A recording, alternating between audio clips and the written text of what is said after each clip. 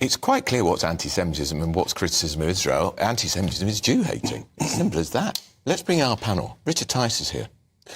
I mean, this is horrific, and what it's showing us, regrettably, is that the Labour Party is still absolutely riddled, bluntly, from top to bottom, with anti-Semitism. Activists, members, candidates, councillors. What about the vetting process? I mean, the grief that I get when one of my candidates might say there isn't a climate crisis, and apparently that's appalling. I mean, this is chalk and cheese compared to what's going on in the Labour Party. I just think it's utterly appalling. And then you see what's happened outside Tobias Ellwood's house with a former Labour candidate, the Tory MP, with these pro-Palestine. I tell you what, they're pro-Hamas marches. I went to have a chat with a group outside the BBC 10 days ago. They wouldn't have any form of discussion. They shouted, they abused me, they ramped up the noise. They didn't want to have any form of discussion at all. These people are not rational, they are vile, they're intimidating, they're anti-Semitic, and I think the Labour Party is riddled with it. Arlene Foster was with us too.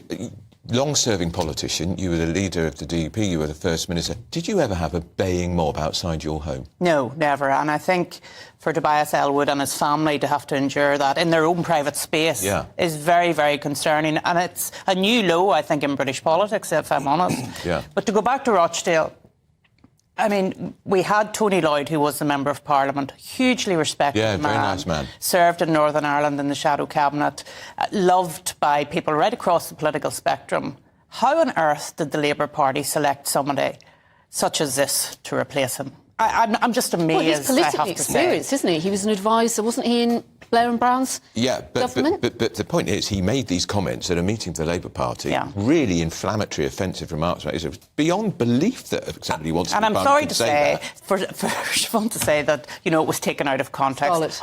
Scarlett, what context could make this right? I think the Labour Party has got to tell us all who was at that meeting. Who was at that meeting, senior figures in the Labour Party, who didn't think it was appropriate to raise a red flag? I think this was back in late October. It was. The fact that he then passed vetting and was approved as a candidate is frankly unbelievable. Yeah, and people like Scarlett saying, "Oh, he's a very moderate person." If that's moderate, as for Ali's moderate, what are the extremists saying? I mean, you've heard it on this channel before, but we are at Everest Base Camp of sectarian politics going right across the whole United Kingdom. This candidate, in his launch video, he gave half the video in English. That's correct. And half the video, I think it was in Urdu. We think it was Urdu. And we've no idea what was said, but I mean, you sort of think, where is this going? I would quite like our electoral politics in this country, if it's OK with everybody, to be conducted in English. I think, frankly, that's the right and decent thing to do.